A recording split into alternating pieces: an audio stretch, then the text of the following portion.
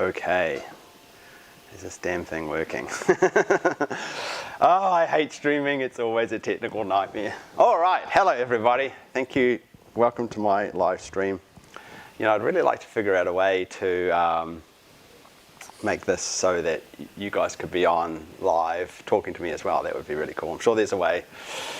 Figure it out, Nick. Anyway, so today I'm going to do things a little differently. If I get lost in the comments, I'm just going to jump to the end instead of trying to find where I was in the line before. So yeah, feel free to repeat your comments if you need to.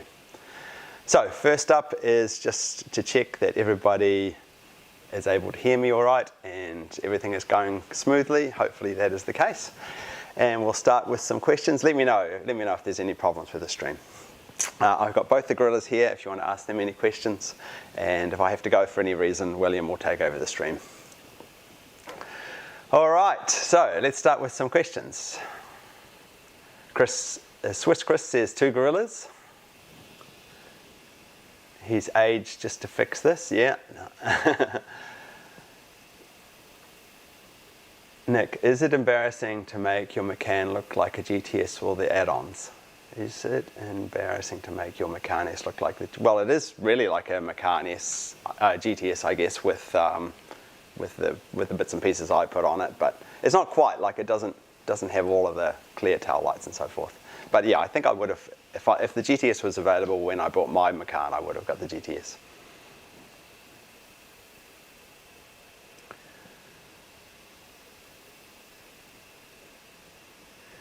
All right, I'm going to jump in here. Alex writes, I bought a Carrera T for 120,000 with 10,000 miles. That sounds like a great deal. Unfortunately, they might lose a bit of value, but they are such a great car. Lloyd writes, hi Nick, what color is your toothbrush? My toothbrush is black. It's one of those electric black ones, which I can never find the matching black top, so it's black with the white tops. Yeah. Ronan writes, hi Nick, have you seen the G87 leaks? What are your thoughts? I was considering it, but now I think I'll get the Cayman. I haven't. I don't know. Yeah, it's hard to know whether to get a Cayman at the moment because it's sort of the end of the era for the Caymans. They've been around for so long, but they're still such a great car. Stuart Williams writes, good day Nick, thanks for the live stream. Mitch A writes, this will be slightly more enjoyable than the Fed press conference. I don't know, the Fed press conference might be more entertaining. I see already I'm losing my place in this messiness. Richard E writes, Nick, how's the job going? Like my regular job? My regular job's going really well. I'm really lucky. I have a great career in IT, and I really enjoy working with the people that I work with. The company I work for is a very boring company, but you know, I have a really great team that works for me, and we get to do what we need to do to make the company's IT systems work well, and it's a big team, international. I really am very lucky in my regular career to enjoy that so much. Leo writes, hey Nick, what was the reason moving to the US? How does life compare from New Zealand? Well, I didn't really move from New Zealand to the US. I took several steps along the way. I used to work for a big bank, and I worked in different parts of the world for them. And then I had this girlfriend who wanted to settle down and have kids with me. I know, crazy. And she and I decided we'd do a big trip before we settled down. So we moved to England, and I got a job in England, and I worked for a French company in England, and that company actually ended up transferring me to California, and then I moved to another company, and yeah, it was all to do with my work and just, you know, opportunities to move forward in my career, moving to different countries. I wasn't really aiming to live in the US, it's just the way it sort of panned out. I quite enjoyed living in other parts of the world as well during my life. I lived in Hong Kong for a while, and parts of Europe, England, and yeah, I've enjoyed living all over the world, so I'm very lucky.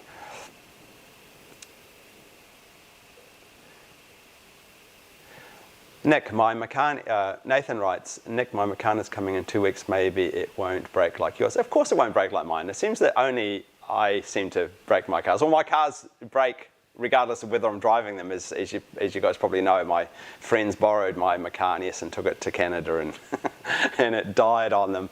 But they delivered it back today. It's all fine. It's in the whole scheme of things, it's pretty minor.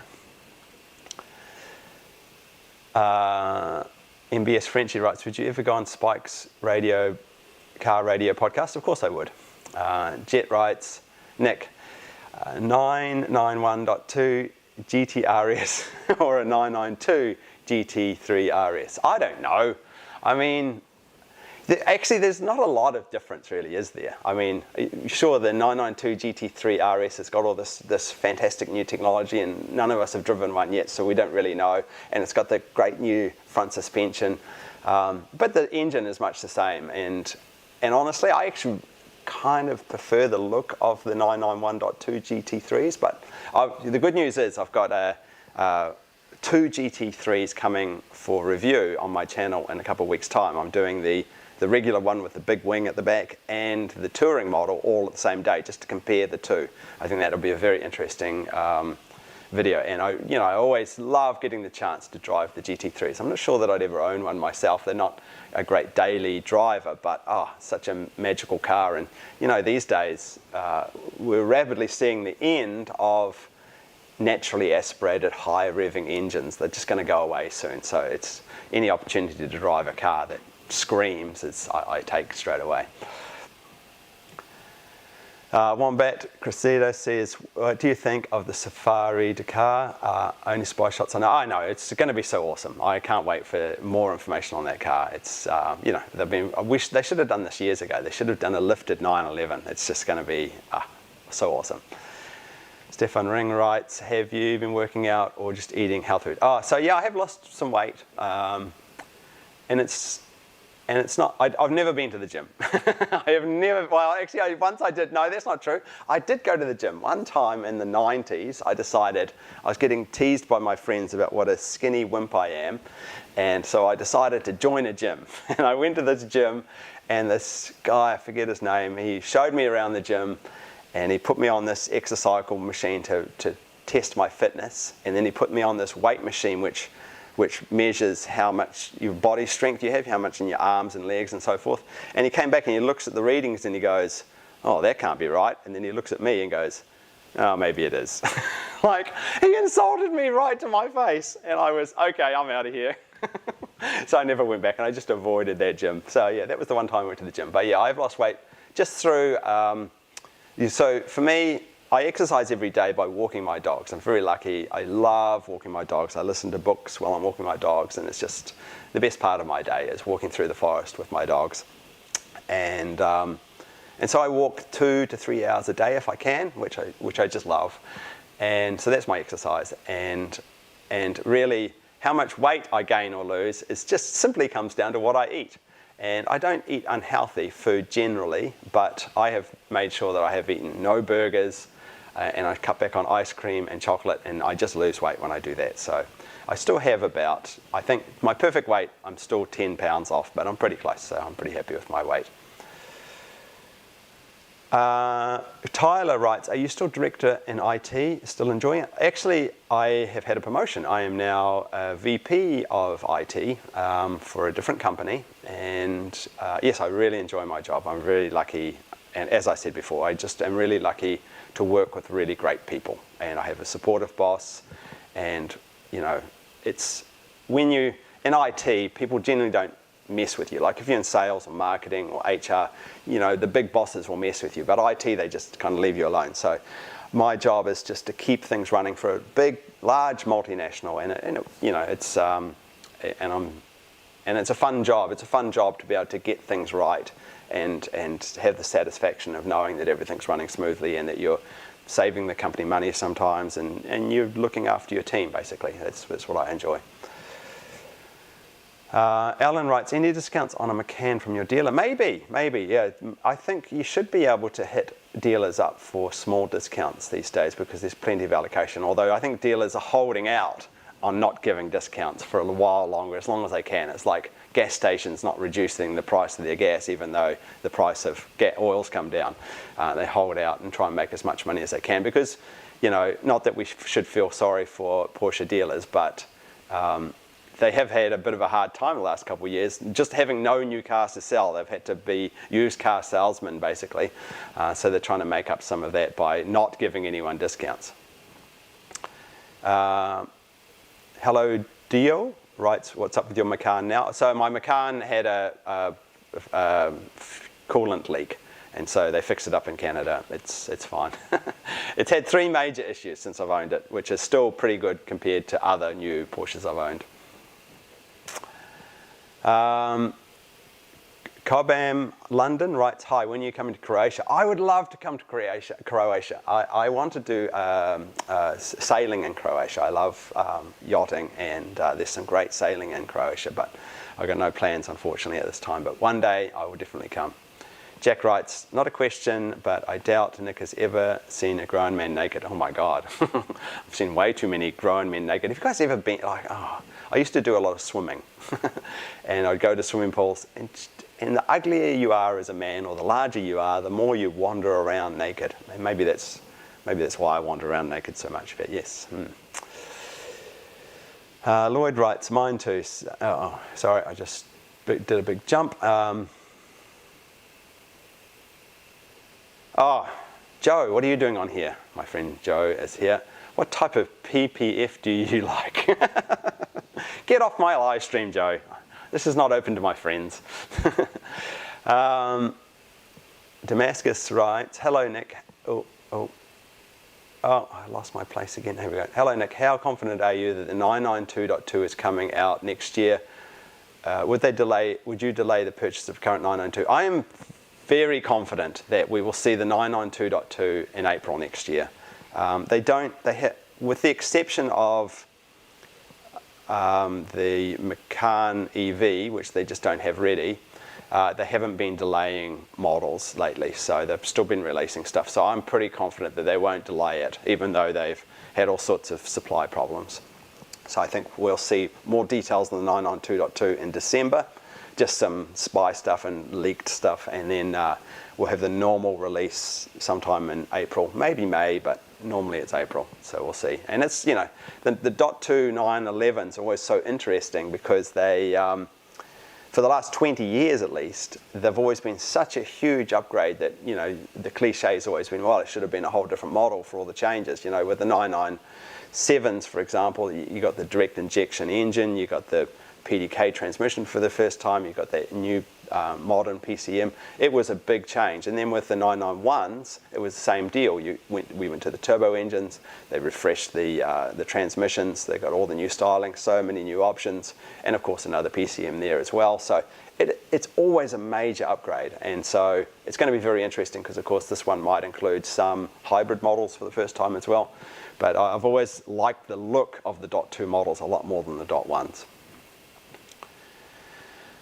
Can writes 992 Turbo S review. Yeah, at some point, and 992 GT3 review. As I just said before, definitely doing that and comparing it to the Touring at the same time, just to see whether the Touring is just an easier car to live with. It's going to be a very interesting review. Nick, why is Miami Blue for Macan still an option when I was told it has been discontinued? Yeah, is it still an option? I don't know. I'm surprised if it's back. Maybe they fixed it. Good. But of course the Miami Blue replacement was Shark Blue, so yeah, I don't know. There's lots of people like Miami Blue. I've always found it to be too much of a flat colour, but it's nice. I'm always a fan of any bright colour, so yeah, bring back Miami Blue, that's fine. Who paid for the coolant leak in my Macan? Actually, it was my friends paid for the coolant leak, and we're going to try and claim that back. Yeah. Yeah, when you write the comments, they jump around. I hate this thing. Anyway, all right. If I've missed your comment, as I say, just repeat it.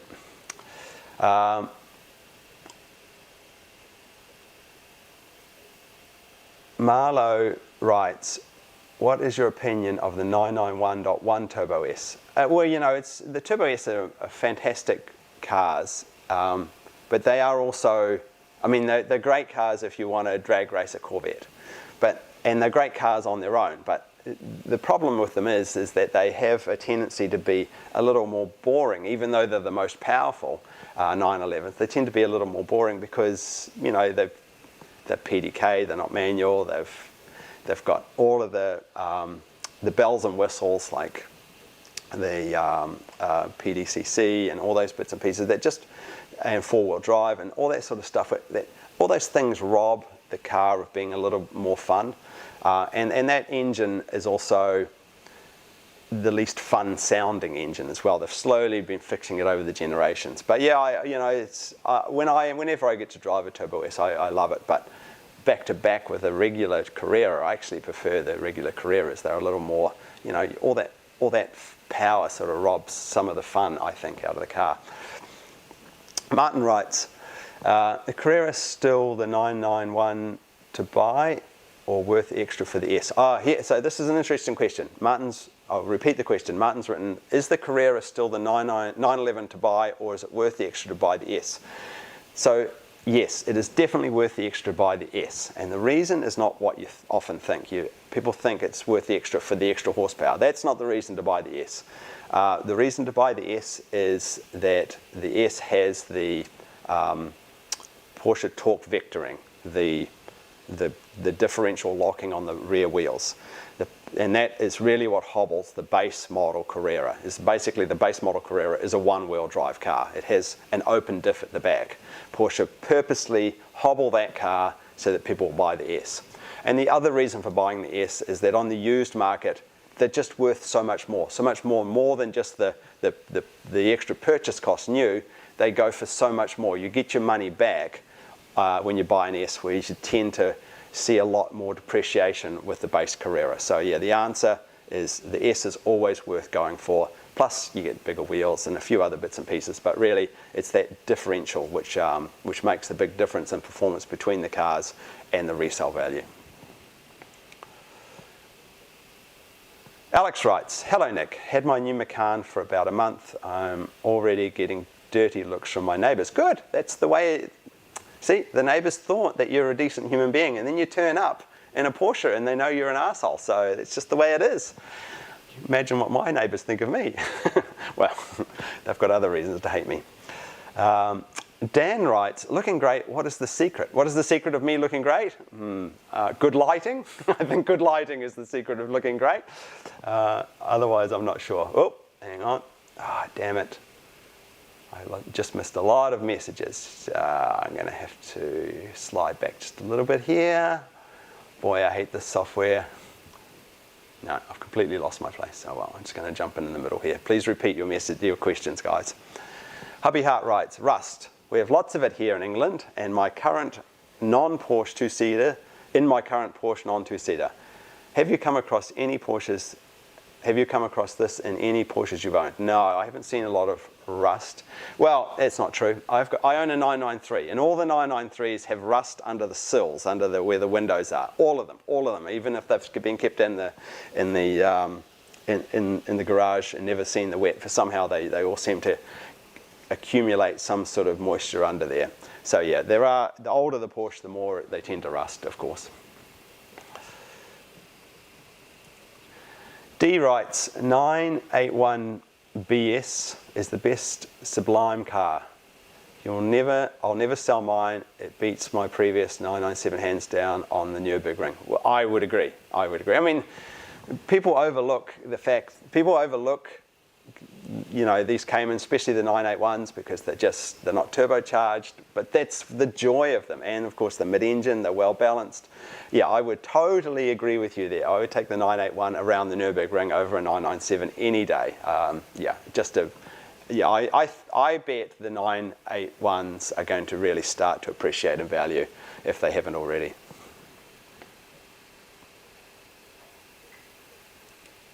EB writes, Nick, it's your chance to clear the air. Did you build that Hypno Cube or did you buy it? Okay, so yes, that's that thing over there.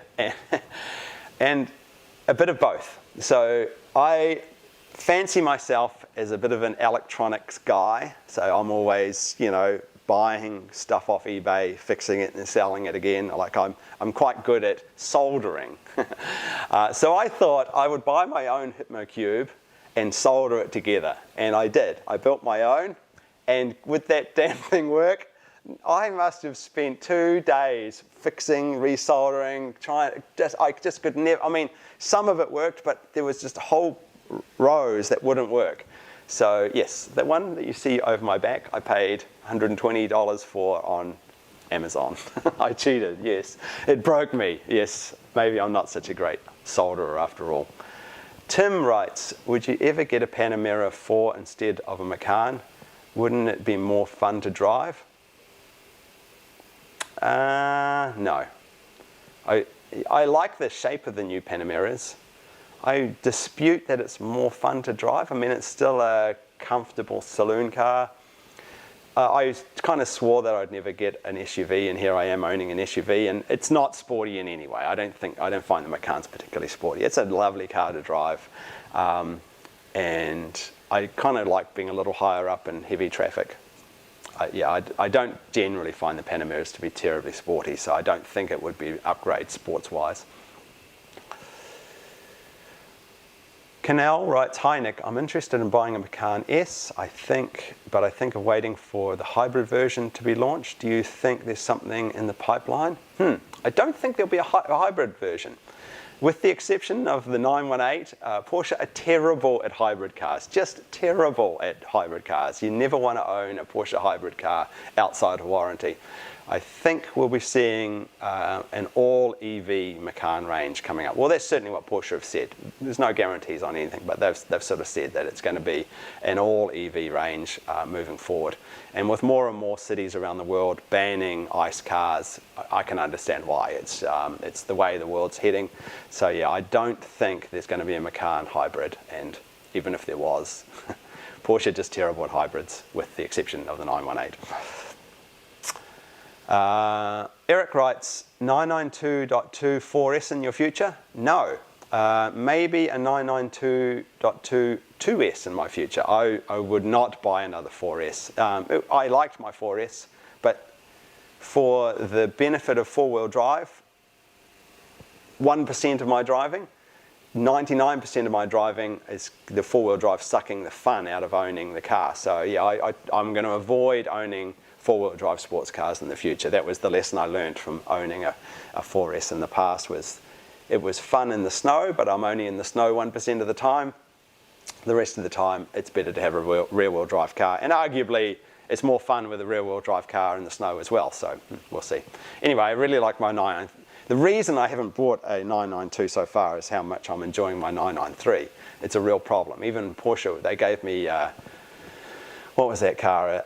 A manual 992.1 last year for 6-7 weeks, and I hardly drove it because given the choice, I was always wanting to drive my 993, but I did some videos on it, so that was fun. Nick, do you think the 3-row SUV rumors are true? I have no idea. I have no idea. Yeah, it's I believe the Volkswagen Touareg has a 3-row option, and it's the same size, so maybe it's possible that they'll do that in the Cayenne at some point. Who knows? Tommy writes, what do you think for the Porsche 918 in terms of fun versus other cars of the price? As I've said just before, the 918 is a remarkable car. It was the first of the modern, you know, it's basically the current Cayman and Boxsters are still based on that car, and they're a great deal of fun. I think the 918s will be an appreciating asset soon. I think they're a lot of fun. Chuck writes, how about fellow YouTubers maybe? How about fellow YouTubers Heidi and Fran? Any news that you can share? So I'm good friends with Heidi and Fran. They're just lovely. I have all the time in the world for them. They are in the process of moving to Florida and becoming boaters, which is a really cool dream to realize. They sold their house for good money. I think they sold 1 or 2 of their cars. I'm really pleased that they're going to make their dream come true and sit on a boat for a few years. I think they're planning on having a boating YouTube channel, but I'm not sure how successful that will be. I've noticed, because I follow a couple of boating YouTube channels, the successful boating YouTube channels involve a 20-something girl with large breasts, often with her bikini off. That seems to be the key to having a successful boating YouTube channel, and they're not likely to do that, so I don't know. That's just me. Maybe that's me just being sexist, but that's been my observation, is that whenever I follow yachting channels, the really popular ones seem to have hot girls with no tops on. So yeah, we'll wait and see what Franny and Heidi do in the future, but I wish them nothing but the best because they're fantastic people. Hugo writes, "Hi Nick, been enjoying your channel for a long time. Have you kept in touch with the person that brought your beautiful 928? He did contact me a couple of times with questions. I'm a bit terrified to stay in contact with him because that car, every time I drove that car, it cost $1,000. And he was a really nice guy. He's a doctor that collects Porsches, and I was quite straightforward with him. I said, look, I've done all this work on my 928, but it's going to break down on you. It's going to cause problems. He said, look, I own a whole collection of broken down Porsches. This will just be another one to the collection. So I felt a little happier about that he knew what he was going into. But yeah, I'm a bit nervous as to how much money that car's costing him. Martin writes, the Carrera still, we've already done that question. How have we jumped around here? All right. 200 subs with no videos writes, hey Nick, do you know why used 911s are becoming more expensive for holding their value better? Actually, they're on their way down. And there was a very simple reason why this happened. It was because new cars, and it wasn't just Porsches, it was all models of new cars, had just stopped production. There was just so many problems with production. So few new cars rolling out that if you wanted a 911, you had to buy a used one, and they went up 80% in value. That's right, for most models. Some of them were more, some of them were less. But yeah, if you looked at say a 2017 911, base 911 in 2020, that car would have been high 60s, high 70s. Well, as you say here, they jumped up to over 100,000 over the last couple of years, but now they're quickly sliding back down. As soon as production resumes, as soon as new cars start coming back in, which they are now, we'll see the prices of used cars. So yeah, certainly don't be buying a fairly modern used 911 anytime soon. You'll lose a lot of money over the next year or two, I think. Mark writes, what's the logical path of becoming a helicopter pilot? I've been watching your videos and I've added it to my bucket list. So there's two ways of becoming a helicopter pilot. Well, there's lots of ways of becoming a helicopter pilot. Obviously, you have to do helicopter pilot training, but some people to reduce the cost of helicopters is far higher than fixed wing. Sometimes 2 or 3 times as high per hour. So what some people do is they get their fixed wing license first, and there's some things within fixed wing, obviously navigation, radio work, lots of things, aeronautical information, that type of thing, weather, etc. That is the same in both, of course. And so by spending less time in helicopters and more time in aircraft, you can actually lower the cost. The other way is just to contact a helicopter flight school, tell them you want to be a helicopter pilot, and they will give you packages. Either you can do it over a period of time as you have the money to do it, or you can save up one lump sum and hit it and go there for like a month or 2 months and just get it done, which is quite stressful, I think, but it's perfectly doable. But the problem is just getting your private helicopter license doesn't get you a career in helicopter piloting, flying, whatever you want to say.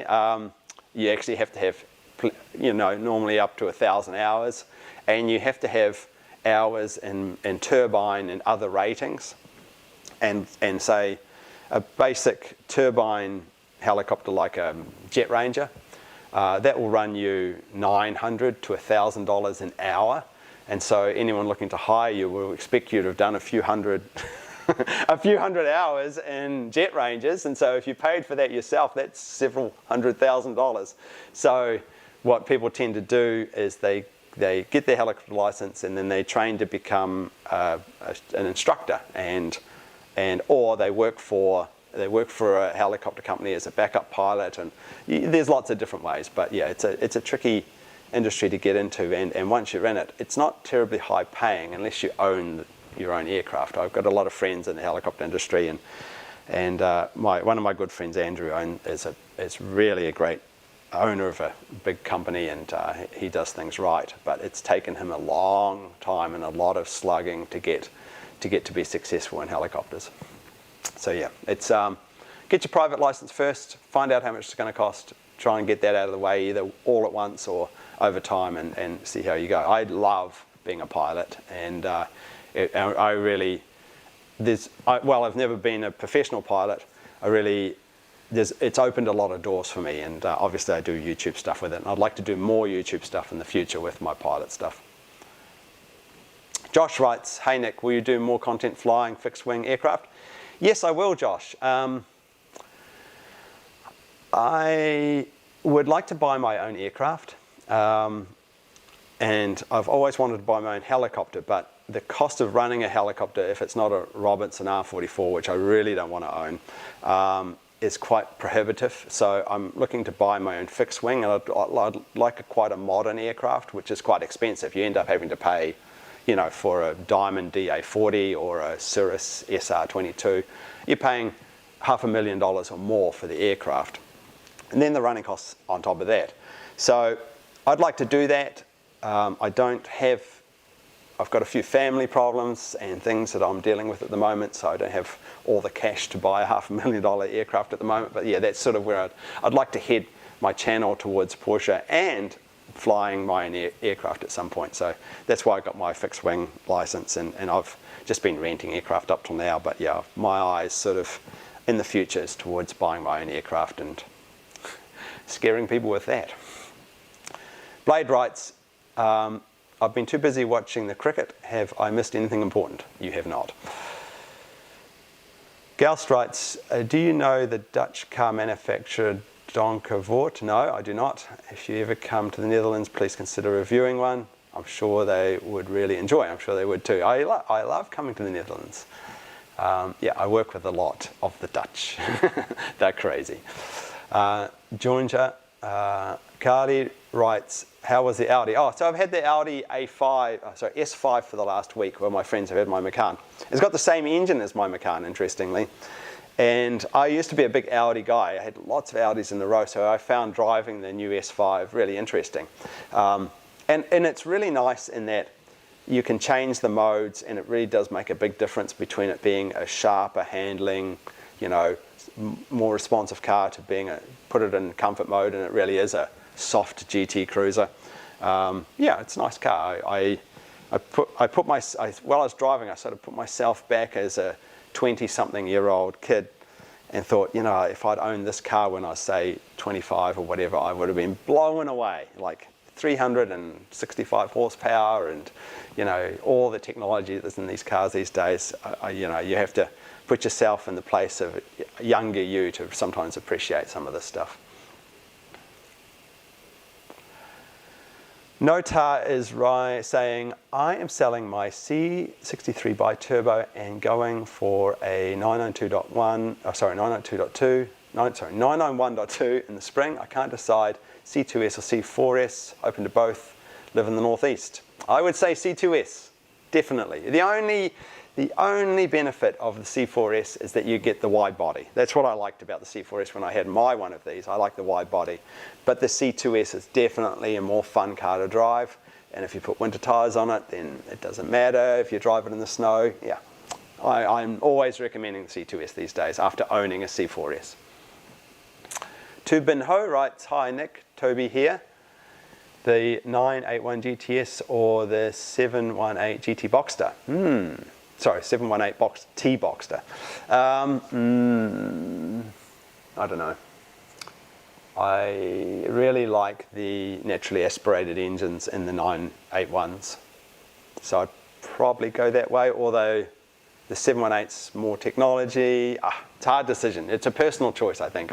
Me personally, I probably would go the 718T for the technology, but I don't know. The other one's great as well. George writes, what is your favorite Porsche online forum? None. Oh my God, I hate them so much. They have nuggets of good information, but what you find in the Porsche forums is people protecting what they have purchased. You know, I really find it entertaining how people are so venomous about whatever it is that they spent the money on their car, and that is the greatest thing ever, even if it's blatantly obvious. They have no idea what it does or have never used it, whatever. So it's so hard to drill down and get accurate information from Renslist or any of the other Porsche forums. I tend to steer well clear of them, unless I'm using them for hilarious material for my videos, which sometimes I do, because some of the nonsense that's written on these forums is pretty entertaining. Stephen writes, Nick, I hope you're having a good day. When do you reckon the 992 GT3 RS, what do I reckon on the 992 GT3 RS styling? It's a hard car to look at, that's for sure. It's very aggressive, but that's what it's supposed to be, right? Like, I wouldn't want to be driving it myself, but I think for people that are buying that car and spending that sort of money, that's what they want. They want the most aggressive shark fins on the front things and the bigger wings, and yeah, that's if you're buying that car, that you want this crazy aggressive look. So yeah, it's not for me personally, but I can totally understand why they look so over the top. Ivan writes, hi Nick, what would you say is the biggest weakness of the Taycan, and if you would like it to be improved in the facelift? Oh, the Taycan is a really interesting mess in a way. Like I've said in my review, how it's such a mix of high quality and poor quality. You know, there's hard plastics all over the place in the interior. And yeah, I would like to, you know, and it comes up so short compared to a lot of the technology that the Teslas have. You know, I had a friend who recently went from a Tesla to a Taycan, and she lost her shit at me. She's like, this car doesn't do any of the things that my Tesla did. And well, I warned you. You know, just because it's got Porsche on the back doesn't mean it's going to have all the fancy stuff that the Teslas have. And yeah, she's really struggling with owning a Taycan because, you know, she didn't want it for the performance. She liked having all the features, all the neat features that you have in the Teslas. And yeah, Porsche in their technology stuff, their PCMs are always miles behind in that stuff. So yeah, I'd like to see a lot of the technology improved and get rid of the hard plastics in the Taycan.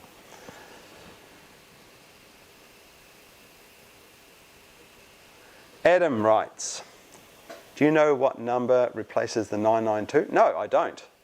It's obviously not going to be the 993, is it? But they tend to jump around, don't they? So we'll see. We'll see in 3.5 years' time. We will know what replaces the 992.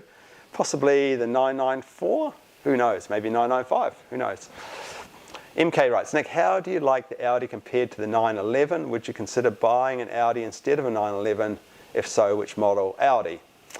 No, I wouldn't consider buying an Audi, even though I have a preference for Audis over, say, a BMW or a Mercedes-Benz. I just kind of like Audis. I've had a lot of Audis in the past, so it's sort of Audi skewed. But the only Audi I would consider would be the Audi to replace the Macan, not the 911, because I would get an electric Audi instead of an electric Macan. But yeah, Audis are not, you know, since the R's have gone, there really isn't a sports car Audi, I guess. But yeah, they're cool cars. I really would like to get a drive of the e-tron GT. That's a pretty cool looking car, which is basically Taycan in Audi clothing. But yeah, Audi do some cool cars. But yeah, I wouldn't replace the 911 with an Audi. David writes, thanks for all the content, Nick. Love the channel. Greetings from the UK. Thanks, David. SG writes, hi Nick, what was your favourite BMW M3 that you owned? Oh, that's easy. I owned a BMW E90 was it? Yes, the 2008 model. It was a blue, all options. I ticked every single option on that car. And hilariously, just like a lot of people lost their Porsches recently, my BMW was lost in one of those rollover car carriers in the Atlantic. I'm going to be getting my new BMW in a couple of weeks, and then the BMW dealership calls me and says, yeah, sorry, your car's been lost in the Atlantic. It's going to be another 6 weeks. So yeah, I had to wait extra weeks. But yeah, I owned that car for 5 years, which is pretty long. I don't own cars that long generally, but 5 years that had the V8 4-litre. It was a cool car. It started having the classic problems that those cars had towards the end of the ownership. I actually drove that car from California here to Connecticut, back to California and Connecticut, different routes. So I drove across the country 3 or 4 times, you know, visiting all the states here in the US. I've got to visit 48 of the 50 states, you know, actually stayed a night in each state over my time. So yeah, that car has a lot of love in my heart, and each time I get to drive that year M3, I just love it. They're not that fast compared to modern cars, but yeah, the V8, the high revving V8, and you know, I love the shape of it as well. It was a cool car. Whereas I never really had the same affection for my M4, the 3-litre turbo model. Yeah, I never felt sad about selling that. MAK100 writes, moving from a 991.24S, thinking of a Taycan, not sure which one, or a 992.1 4S. Okay. Yeah, well, keep in mind that a Taycan is not a sports car. It's a more comfortable GT car, really. So you're either picking a GT car or a sports car there. Zorzi911 writes, any guidance you can give regarding working with a company that can provide a pathway to a green card? A friend of mine is in operations, but his boss won't move on the green card for him. I can't really provide too much guidance here. You see, it was too easy for me, and I know it's weird to say that, but when I came to the US, I came on I think it was an N2 visa or something. It's an executive position visa, which is a rare visa to come in. And the company I worked for at the time said, actually, we've never had a New Zealander work for us before, so we don't know what's going to be involved, but it'll probably be a 3-year wait. And they put my green card process through, and it came back that next week. Like, it wasn't 5 or 6 years, it was 1 week. Like, it went and bounced straight back and said approved.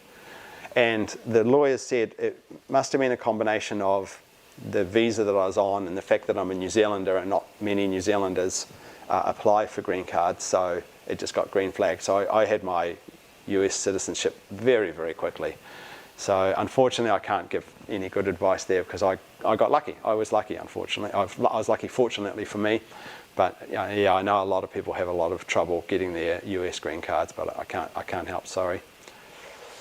Hugo writes, in-person meetups. Yeah, I've been promising this for ages. And so this is a funny thing about in-person meetups, is that they become quite tricky. Not that I'm a hugely popular YouTuber. I've got, what, 200,000 subscribers. But in-person meetups have become not scary, but difficult for me, in that it's hard to control them. You know, it's hard. Like, I haven't done one for years, because last time I did one, we had more than 500 people turn up, and that was in the middle of winter, and it was really short notice. And so when so many people turn up, I mean, it's great that so many people turn up, but people get shortchanged in a way, because if I try and talk to 500 people, if I give each person 2 minutes each, you know, I'm there for, what, 12 hours, 10 hours. So it's really hard. I got to think of a way of doing meetups that in a more controlled manner. But yeah, a couple of my other YouTuber friends, Tedward and PTRS, would like to do meetups with me. So I should do that because it's something that everybody likes to do, and you guys can all get to talk to each other and we get to see everyone's cars, and it's a lot of fun, but it's, as I said, it's tough to control how many people come, and yeah, maybe I'll figure out a way of doing it. The useful channel writes, say the words toot and nanny. Toot and nanny. Jera writes, do you think Porsche may, as a send-off for this generation, make basically a Turbo S with a manual, something similar to the 911R? Well, they have. They've made a turbo with a manual. What's that damn thing called? The sport model, whatever it is. Yeah. Yeah, and it's kind of cool, and it's not. Yeah, keep in mind that the turbo engine, that the 3.7 or 3.8 litre engine, whichever you decide which size it is not that special. It doesn't sound that great. It produces more power, but it's really, everybody really loves the GT3 engines more than the turbo and the Turbo S engines. That's more of a special engine. So I'd expect them to do more of a similar thing to like the Spyders and so forth, where they use the GT3 engines with a manual as a special model, as opposed to the Turbo S engines, which no one really loves that much. Zorzi 911, have you seen the sailing documentary on Netflix, Untold? I haven't. It's on my list of things to watch. Have I already seen the new configuration on Porsche? No, I haven't. I haven't been on the configurator lately. I've got to get onto that. Can writes, manual is more fun than PDK. Do you agree or object? I agree. I'm not an anti-PDK person though. Like, I've owned PDKs, and I can totally see their place in the world. Yeah, I see the fun in both. You know, there's a whole bunch of reasons to own a PDK, but it's definitely more involving to have a manual, and certainly your car will be worth a lot more at the end of ownership if you have a manual as well. And no one's going to steal it, because especially here in the US, no one knows how to drive a manual anymore. So yeah, manuals are cool. It's the US that's keeping manuals alive, surprisingly, these days. I think Porsche would have killed the manuals off if it wasn't for so much demand here in the US. EP writes, Nick, it's your chance to clear. Oh, I've done that already. Han W, what are your thoughts on owning one expensive sports car versus three not so expensive? Oh, it just jumped on me. I think that question was three less expensive sports cars. And I guess it depends on how much garage space you've got. I'd like to own more cars, but I've got nowhere to put them. So, yeah. But yeah, I think if you're doing a lot of track days, it's cooler to own less expensive cars because you wreck them on the track.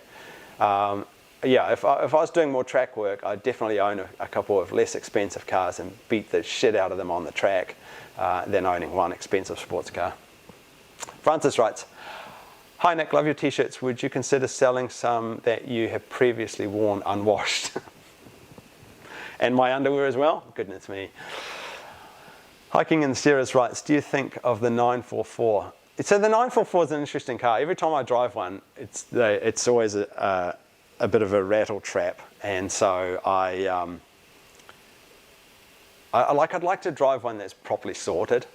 I've driven a few 944s, and they're an interesting car because of their place in history and their look, but they're not that fun to drive, and they're not fast, of course, unless you get the really high-end models, and there are always a million things wrong with them. So they're great from if you want to get into a Porsche and you've got no money, like my neighbour who was 15 years old a couple of years ago, as he got his license, he bought a 994. He was so proud of it, and it was just the right thing to do, you know.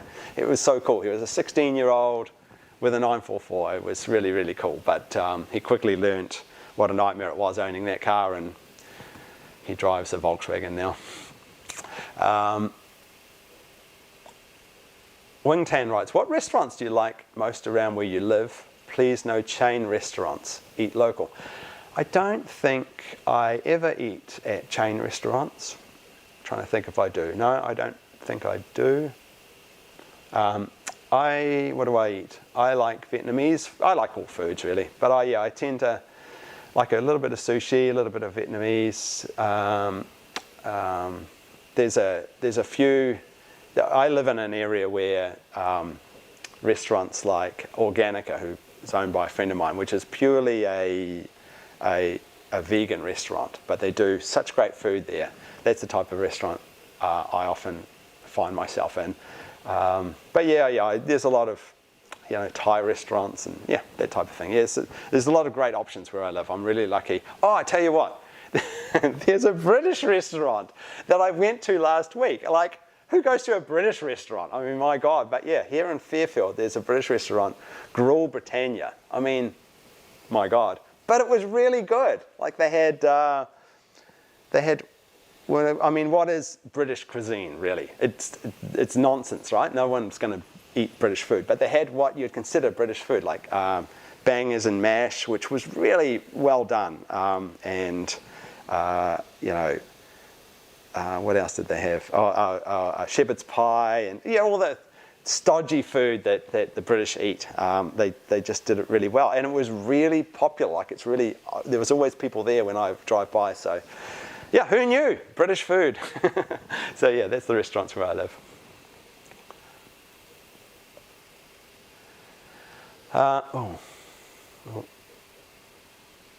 Somebody's giving us adult dating sites now. Hang on, let me just see if I can block that person.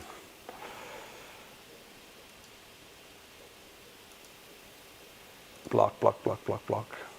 Anyway. Colin Green writes, "Hi Nick, do you follow, great to follow your channel. Do you recommend a rear axle steering on the 992 CTS, or do you prefer the more natural driving experience from the standard?"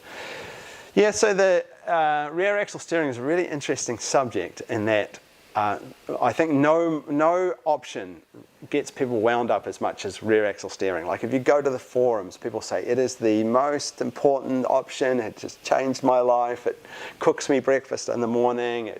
My wife finds me more attractive. Rear axle steering is the way to go. However, if you actually get them out on the track, these people that have rear wheel steering, they can't really tell whether they've got it or not. It's one of those options that is actually fairly hard for most people to spot whether it's there or not. So I've had it in my cars. If you're doing track work and you're pushing the car to near the limit, it's definitely noticeable. The rest of the time, you can do without it.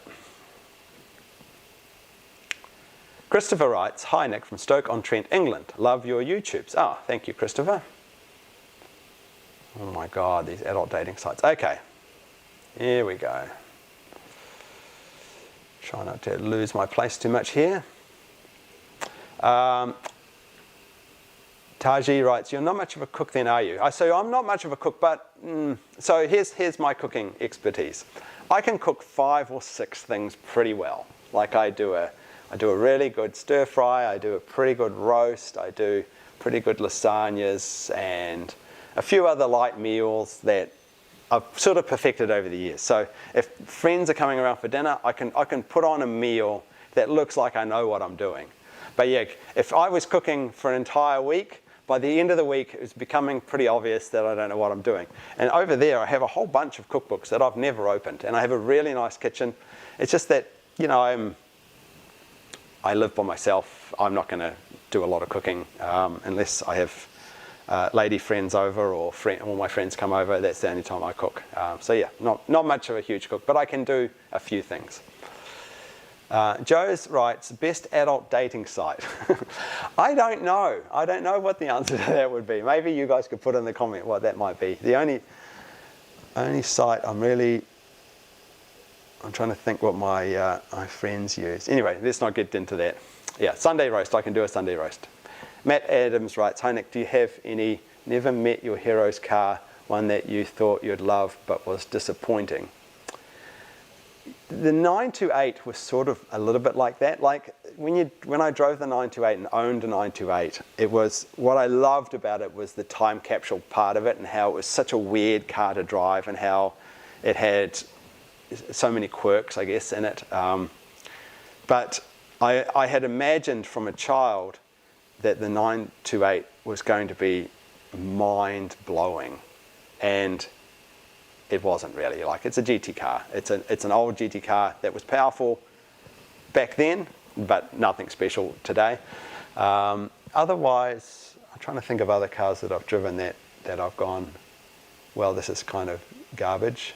But no, I often like, I really wanted, I drove when I was a kid, I got to drive a Ferrari 355 and it blew me away. So now, years later, I thought, oh, well, if I drive another 355, it's not going to be as good now. But it is. The 355 is still a dream of mine. It's such an awesome car because they're so gutless. They've got no power. So you can be revving through the gears and still only doing 90 miles an hour. And that's what's so cool about them. But they sound so cool and people love them. Like they're so much, you get so many more waves than you do in a 911. But of course, they're expensive to keep and whatever. But I'll buy one of those one day. Guy Roberts, Bubble and Squeak. I wonder whether you're Guy Roberts, my childhood friend, lives in Canada, maybe. Christopher Cookson, hello Nick from Stroke Content, I've seen you already. George Lutz writes, what's your favourite Porsche blue? Oh, what is my favourite Porsche blue? I don't know the answer to this. What is the name of that blue? This is a difficult question because there are some really great blues. No, I'm going to completely blank on this one. I need to have the list of blues in front of me to give you the answer to that. But yeah, so many great blues. FS writes, hi from Belgium, any plan for a road trip to Europe? No plans, but I work for a European company. Like my head office is in France, and when things start getting a little bit more back to normal, I'll probably spend more time back in Europe because most of my staff are in Europe, and I need to go and buy them lunch and give them a pep talk and pat them on the back. So at some point, probably next year, I'll spend more time across the ditch and hopefully get to see more of you guys. And in-person meetings in Europe are a lot easier because they're a lot smaller, so I'd like to do that. Matt Johnson writes, I traded my Porsche for an M440i or M440i. That was a mistake. Yes, that was a mistake. I bet you're regretting that. Chris writes, hey Nick. Hi Chris.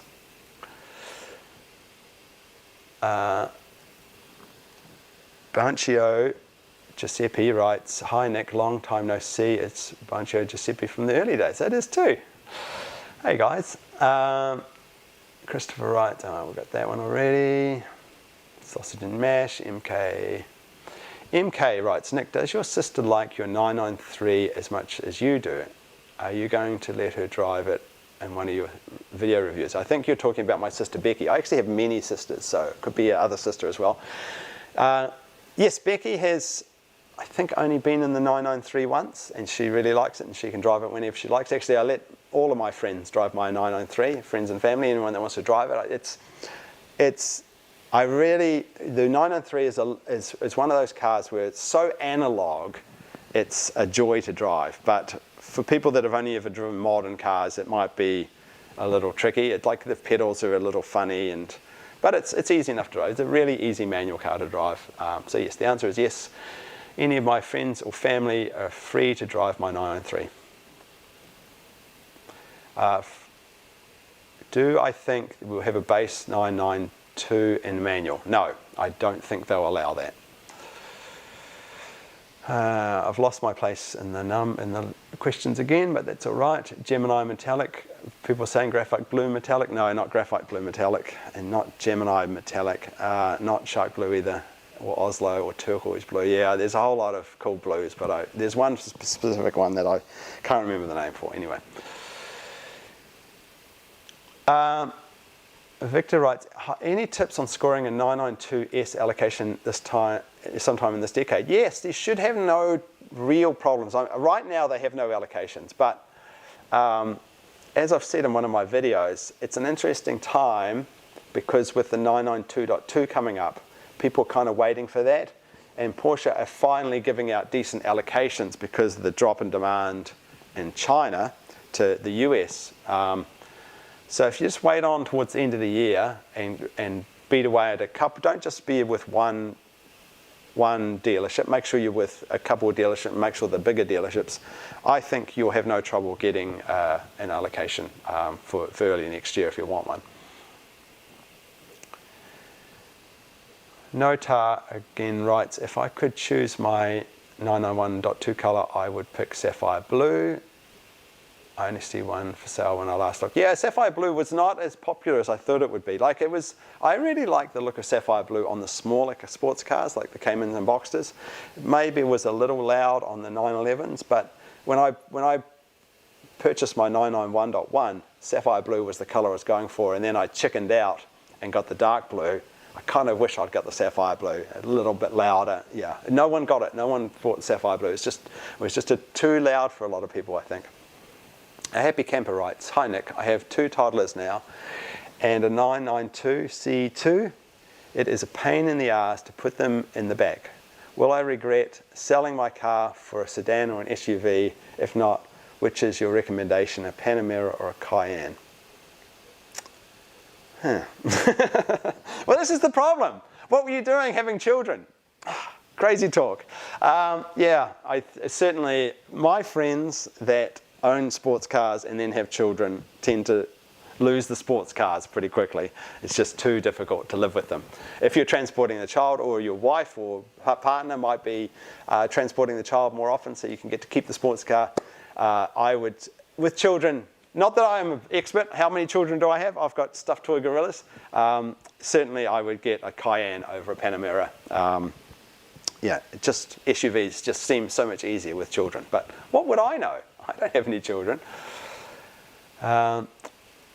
David writes, "What's your favorite Porsche green?" I have lots of favorite Porsche greens. I really like the Mamba green on my car. I would certainly get that color again. I really like Porsche racing green, not British racing green, but Porsche racing green. It's a metallic green. It's a slightly less dark color than British racing green, and metallic, which is awesome. And of course, I really like forest green. That's a beautiful green as well. Lou J writes, "Received my 2020 911 GTS with rear bumper indentations." That will happen. Martin writes, "At 22 years old, I could have brought that 355 for 32K. My Golf GTI was 22 last time." Yeah, the problem is not buying a 355. The problem is running a 355. Well, there's some people starting to get around it. The problem with a 355 is, in most cases, you need to take the engine out every time you service it, which is a lot of money.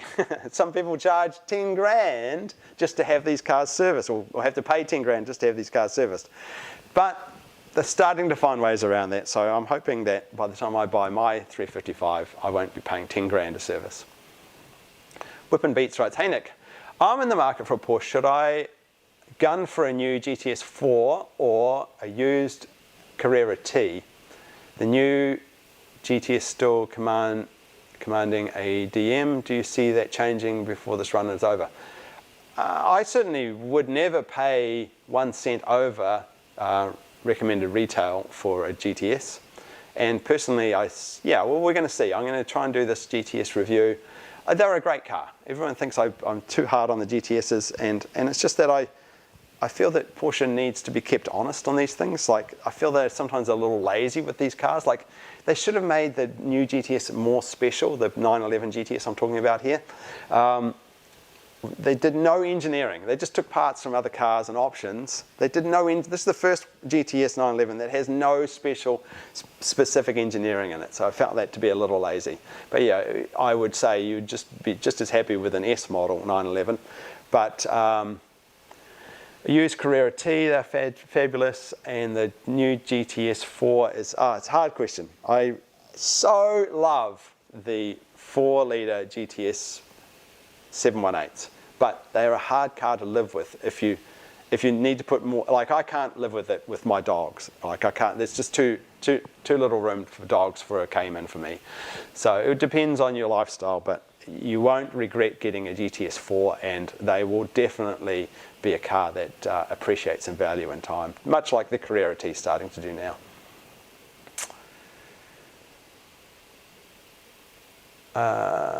Travis writes, here we go.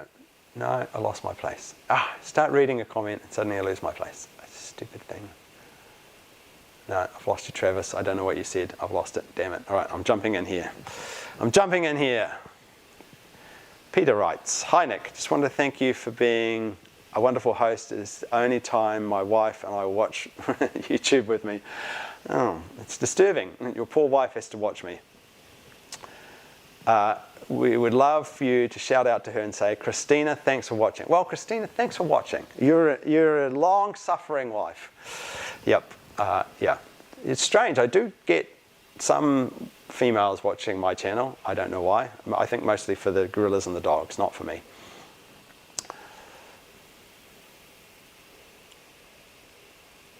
Hans writes, hello from Munich Oktoberfest. Hello, Munich. It's good to see you over there, my German friends. Clifton writes, hey Nick, hope all is well. I don't know what Telegram is, but could you explain or send me a text on how to get it? I don't know what that is either. MB writes, hi Nick, love the channel. What is the portable radio we see in the background over your left shoulder? What is the portable radio? Oh, that's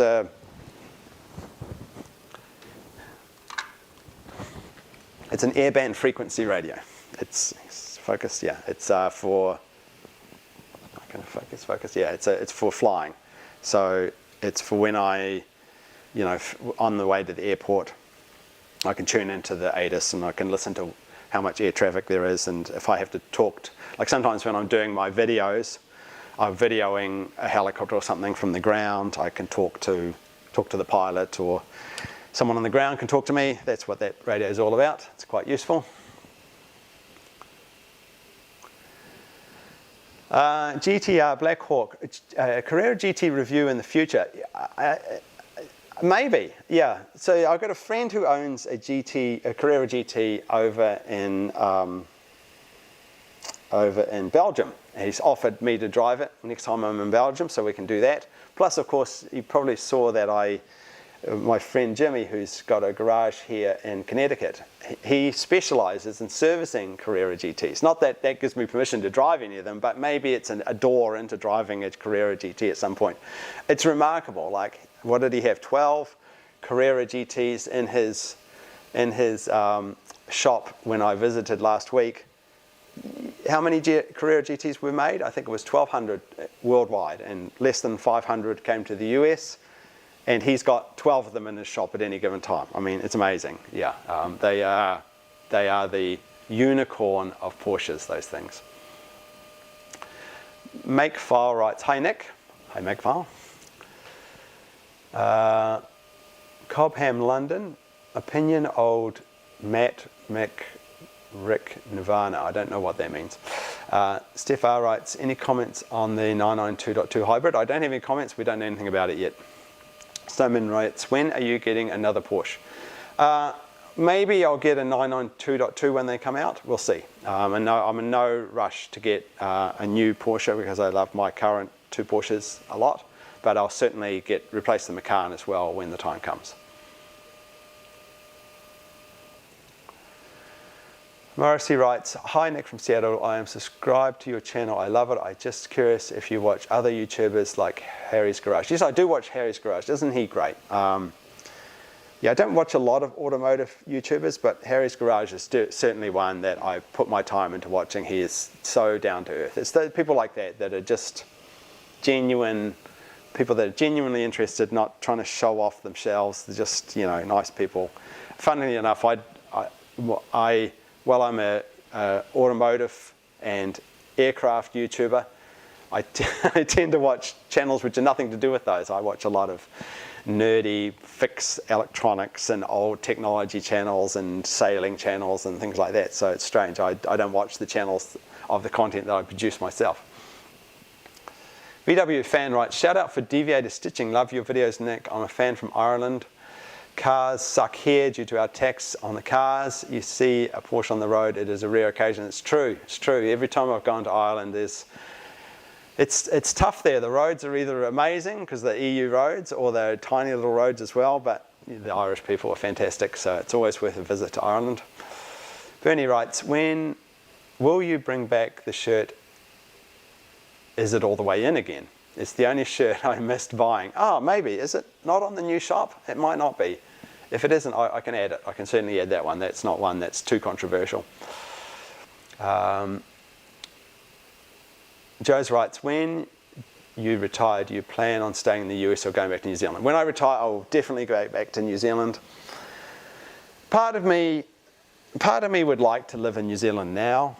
It's one of those difficult decisions. You know, I have really fabulous family in New Zealand, and anyone that's visited New Zealand will know it's a very special part of the world. New Zealand has its own problems like any country, but you know, it's where I grew up. It's where my closest friends are. You guys might or might not know, my very best friend is actually married to one of my sisters, so that's weird and cool. And you know, and I've had a lot of family problems, like my father and my brother died recently, and that made me realize that I'm missing out on a lot of family time by being away. That said, you know, it's also nice to live my own life here. You know, I get to do here, living here in the US, I got my own little corner of the world where I have my dogs and my group of friends here, and hobbies like my flying and photography and things like that, which I really, you know, this is sort of me time. I get to do the work I like. I get to live my life how I like to live it. And so it's tough. It would be tough to give that up and move back to New Zealand, because I could probably continue my career as it is, but it would be different. In New Zealand, it's a funny time zone. It's hard to work US or Europe times from New Zealand, so I'd probably have to work locally for a New Zealand company, which would be a substantial downgrade and salary. Or maybe not, hard to know. It's something that's on my list of things to do, move back to New Zealand at some point. I have a lot of ties in New Zealand and a lot of friends, so it's certainly something I'd like to do, but no rush. I'm really enjoying my little life in my own little corner of the world here in Connecticut, the US for now. So it's one of those things that it's nice to have options, I guess. Andrew Finch writes, any success tips? Yeah, what an interesting question. Any success tips? Well, for a start, you know, I don't know that you'd consider me that, am I successful? I don't think so. I mean, I'm happy. I think that's what makes me successful, but I'm not super wealthy or anything like that. I'm just comfortable, you know? And I've always known what's the right and wrong thing for me to do. But I'm a strange guy. I'm a weird guy. You know, I don't expect people to live like I live. I definitely live differently than most people. You know, I don't drink, I don't smoke, I don't do drugs. I'm pretty straight-laced from that point of view, and that's just personal choice, not because I used to have a habit or something. And I have a small group of friends, and I really enjoy the job that I do. And that was the funny thing, even as a teenager, I knew that I wanted to work in an office. How strange is that? Like, other kids wanted to be firemen or astronauts or policemen or, you know, whatever. I wanted to work in an office, so I kind of got my dream. As strange as it sounds, I got my dream to work in an office, but now I work in my home office, which is even better. So yeah, I don't know. I don't have any success tips. I don't generally consider myself wildly successful, but I'm certainly very happy. I'm very happy in my life, and I think that's the important thing. Try and find happiness, I think. William Heidi writes, currently saving for my first GT3. I prefer the 997 generation. What do you think? 1.1 or .2? Yeah, the 997 GT3s are a very special car. I can't give you too much advice there. They both have their benefits, and it's hard to get a test drive because they're quite rare. But yeah, those 4-litre 997 GT3s, yeah, they've always been considered very special. They'll kill you, but they're very special. All right. Chopping down a few questions here. Sorry if I've missed any of your questions, just repeat them. Bit Jaguar writes, SUVs are horrible. This is true. SUVs are not a sports car. SUVs are not fun. SUVs are comfortable family cars. And I own an SUV, and so be it. To be frank, my SUV doesn't get a lot of driving. Like, I drive my beat up 993, 911 every single day that I can. Even if it's raining or snowing, I tend to drive it. I just like, that's the car I'll go to. But if I'm doing a long trip, if I'm going skiing or traveling long distances, definitely I'll take the SUV. It's just a more comfortable long distance cruiser, boring as it is. Travis writes, blah. My dad bought an air-cooled 911 before my sister and I were born and still has it today. Sports cars are still practical even with a family. Yeah, sort of, I guess they are. I don't know, these days people like all the safety of a bigger car, so I can see it both ways. Ross James writes, I hope you get to have a great family someday, Nick. You'll make a great dad. Yeah, I don't think I'm ever going to have children. I don't think so. In my right old age, I think I'd be too exhausted having children. I don't know that I ever live to regret that decision, but you know, it's not something that weighs heavily on me. Sometimes people have kids, sometimes they don't. I'm not going to be sad if I don't have kids. Sell the children and get, oh yeah, okay. G. Williams writes, I wish I was a 7 out of 10 female living near you. You look like a male. Living near you because I'd snap you up. Bought any Casio watches lately? I have 2 classics. I just brought my first G-Shock.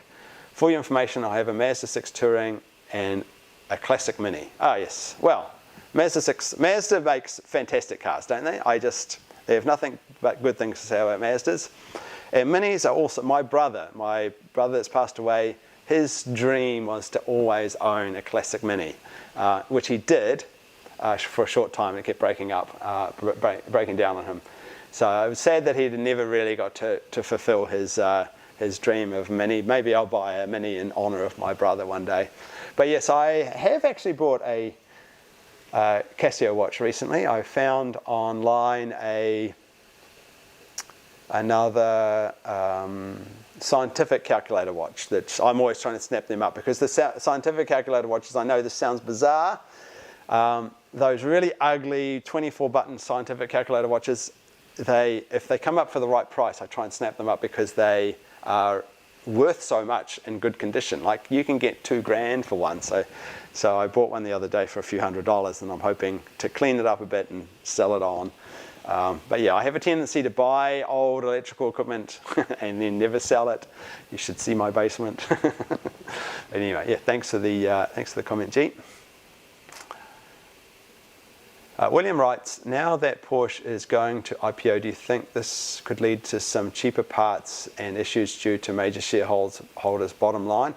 Yeah, hard to know. It's going to be, I'm hoping that Porsche will change their ways on some things, but keep in mind the bulk of the shareholders are still within the family, so I'm not sure that it's going to make too much of a difference. Suit Cafe writes, love the 928S. Was always my favorite, had it in 1985. I imagine that owning that car in 1985 must have been something special, right? I mean, it was a remarkable car back then. I mean, yeah, wow, imagine having a 300 horsepower car in the 80s. I mean, a 5-litre car back then was lucky to produce 200 horsepower. Remarkable car back then. Owning it now, I wasn't so impressed, but yeah, if you think back to when it was new, it would have been an incredible car.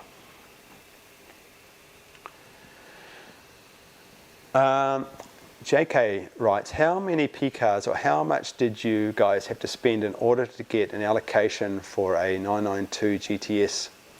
Placed or brought a 918 GT3, just put me on a list. Yeah, you know, it just comes down to luck of the draw more than your previous, I mean, sure, your previous relationship with the dealer is important, but you know, dealers are car dealers. They're looking to make as much money as they can, and so, you know, if they can sneak a few $1,000s more out of you by pushing and by offering you further up the list, they will. So it's, you know, but if they know you're buying lots and lots of cars off them, then they're going to look after you. It's, yeah, you have to put your mind in car dealer mode and think, how can I bribe these people to get further up the list? But yeah, I think you'll find that there will be plenty of allocations for the 992 GTSs coming up next year.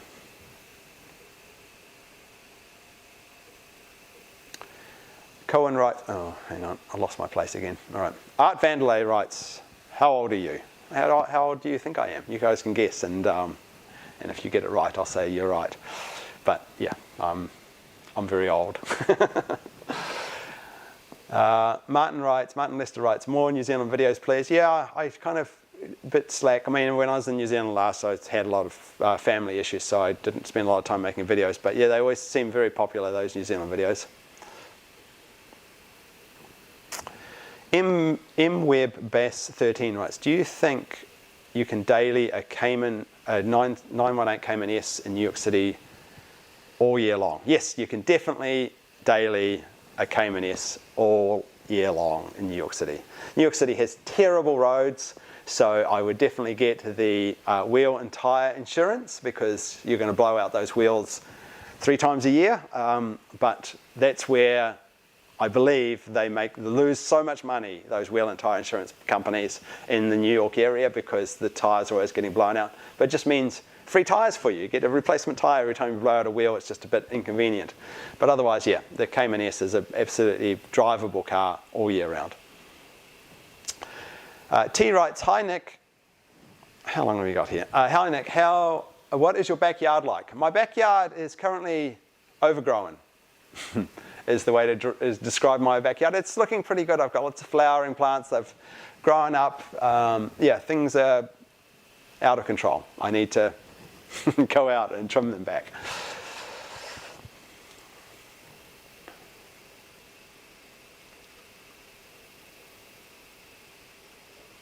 All right. Mackenzie writes, hi Mackenzie. Stefano writes, is the Singer DLS the best Porsche ever in your opinion? Probably pretty close. I mean, every car that Singer makes is goddamn art form, isn't it? It's just so beautiful. Ernest writes, C8, Z06. You know, I'm not really a Corvette guy, but certainly the Z06 C8, oh man, that car looks and sounds and must drive amazing, you know. Flat plane, V8s, mid-engined, how good can it be? I mean, it must be amazing. Keep losing my place on this thing. Oscar writes, unsure if you saw my comment before, but thoughts on the 2019 Mac Pro and the new tower coming in 2023. I've just ordered a Mac Studio to replace my Mac. I used to own Mac Pros. I used to have a Tower Mac Pro, 20-something processor, expensive thing. I think it cost me like 15 grand. And I bought this outrageous, expensive Macintosh, being an Apple idiot that I am.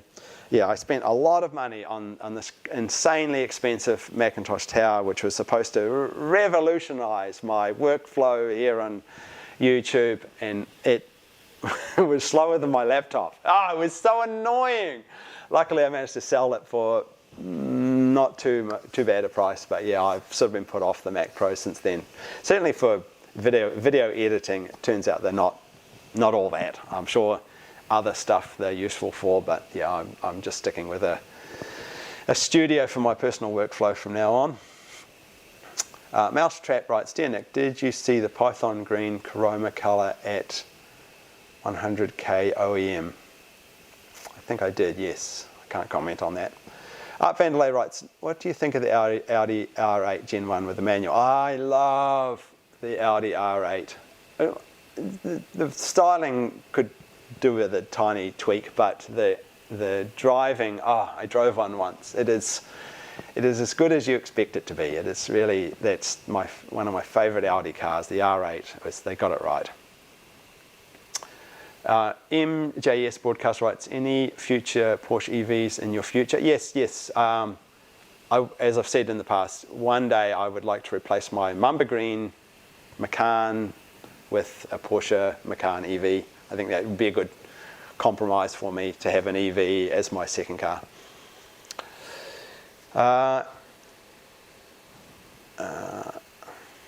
Honey Badger writes, paint protection film or vinyl? This is a good question. Never vinyl.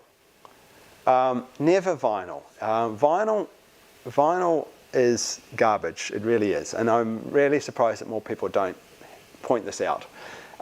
It provides no protection. It peels off really quickly. And it never looks that great in person. It looks great on YouTube videos, but when you see one in person, you think, oh, that has no depth to the color. It looks kind of cheap. Yeah, it doesn't matter how good a job people have done putting it on, it starts to peel off. Vinyl is just awful and provides no real protection, whereas paint protection film is really impressive. Like, I have taken some real hits on my Macan, and it's damaged the paint protection film, but the green paint underneath has stayed nice and original. Yeah, paint protection film, definitely. Going to try again after you. Sarah in Tuned is my favorite car reviewer. Have you seen her videos? I think you'd enjoy her sense of humor. I haven't. I know she's there. I don't spend enough time watching car stuff, unfortunately, but yeah, I'll check out Sarah in Tuned. I know she's extremely popular. Oh, did I see a comment from Heidi and Franny somewhere there, maybe? I missed it. Their comments jump around. It drives me nuts. Nick writes, E92 M3 owner here. Love my manual BMW. It couldn't take my eyes off the 911s. Will your next 911 be new or used? How was the transition from your E92 to a 991.1? Yeah, so switching from an E92 BMW to a 911 was a pretty easy transition. Like, it is a definite upgrade. Like, you're going from a sporty saloon car that's trying to be a sports car to a genuine sports car. It's what I say. So my girlfriend at the time hated it. Like, she liked the BMW and how it was more comfortable. She hated riding in the 911, but I loved the 911 and everything about it, and that's sort of why I stuck with BMWs. Oh, sorry, with Porsches. Anthony writes, hi Nick, nice to see you. Hi Anthony. JW Watches right, will you ever own another M car? Probably not. I mean, they're just so ugly these days. I mean, what have they done? It's just criminal. They're just so ugly. Batcat writes, hey buddy, I'm driving through the North Dakota, want to be in CT around Wednesday, bring you anything? Oh, no, thank you, Batcat, that's very kind of you. North Dakota. When I did my tour of the States, not to badmouth North Dakota, but I had this book of things to see in different states. So as I've visited different states, I go to my book and say, oh, things, I check through if there's anything really important to see in each state. And when you open the chapter on North Dakota, there's like half a page, and like the second thing is there's some town in North Dakota that has a tractor museum, and it's America's 40th largest tractor museum. And I'm, oh my God, they're really scraping the bottom of the barrel. So I went to America's 40th largest tractor museum in North Dakota, and there was like 20 tractors. It was awesome. So yeah, if you're in North Dakota, go and see the tractor museum. Christopher writes, what's your opinion about the 964? The 964 is an interesting car, and it was so, the Singer used the 964 as donor cars because they were so cheap for so long. But now, of course, they're picking up in price. They tend to break a lot, like all old Porsches. But yeah, it's a well-sorted one. Like, you have to sort them, unfortunately. You have to change the suspension a bit. You have to fix the transmission. There's a few things that need to be done to make a 964 a really great driving car, but once you've done that, they are wonderful. Like, my friend Joe has owned a couple of 964s, which just blew me away how good they were. Raymond writes, hey Nick, just brought a used genital blue, or gentine blue, 2021 Carrera. What is your opinion on vinyl wrap? Playing around the idea of wrapping the car and gloss wipe, apparently looks like a Porsche chalk. I think that is a terrible idea. Yeah, I can't stress enough for people not to do vinyl wraps. It just seems like a good idea, but it never works out well. Like, just watch auto amateur. Like, he's a friend of mine. He wrapped his 911 and he just ended up just regretting it so much. It took so much effort to get that horrible wrap off once it started peeling off. Yeah, vinyl wraps are just, they're good for YouTube views, but otherwise the reality of them is that they really don't last, they don't protect your car, and they look really cheap. So just steer clear. Paul Smith writes, do you miss the red M4? No, I don't.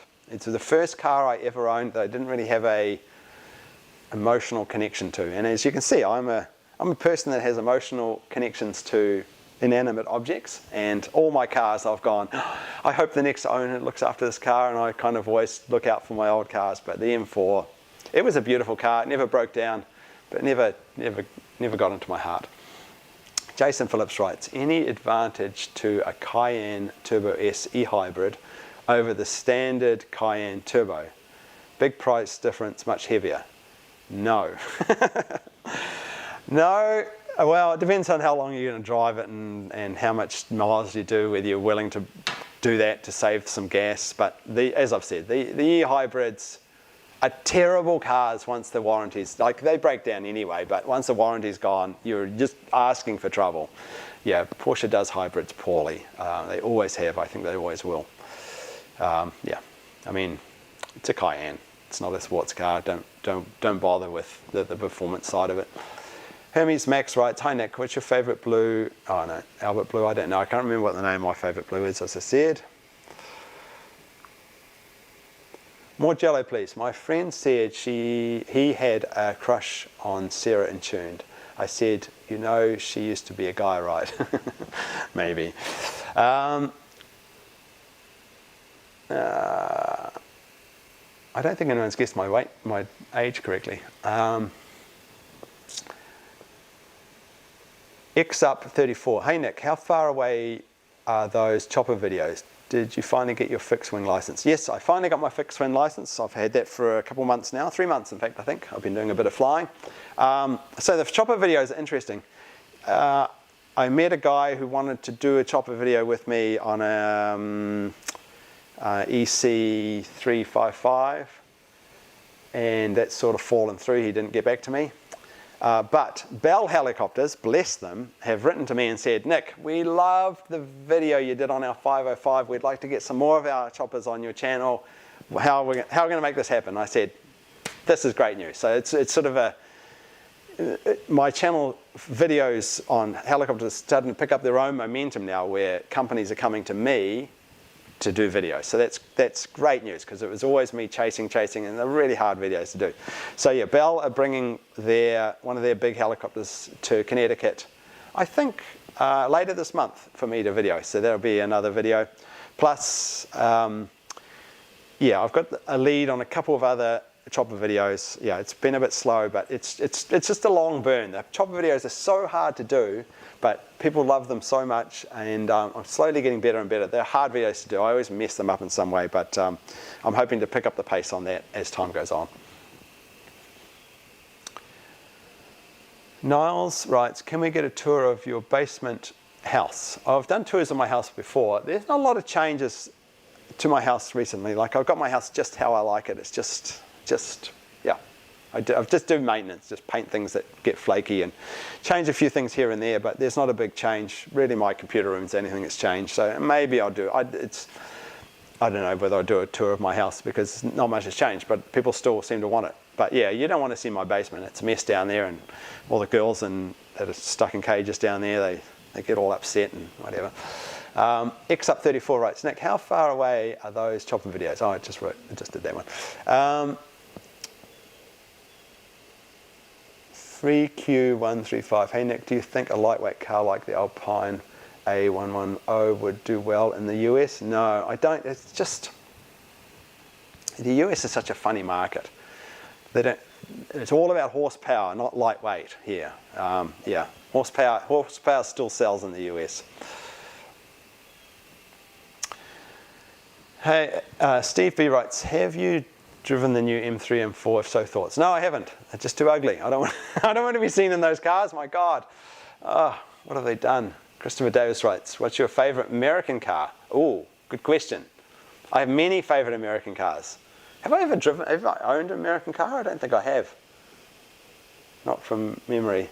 But I really love American land yachts from the 1970s. I know, it sounds crazy.